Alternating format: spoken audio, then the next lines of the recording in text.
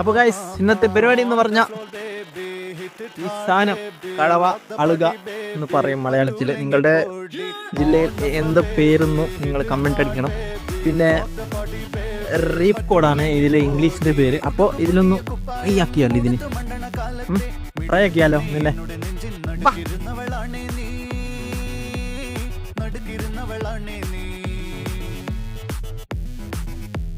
നടവരമ്പത്ത് കണ്ടാലും പഠിക്കൽ അങ്ങനെ നിന്നാലും പടച്ചറപ്പേ പിന്നെന്റെ ഉള്ളിൽ പടക്ക പീടിക കത്തുന്നേ, പടക്ക പീടിക കത്തുന്നേ.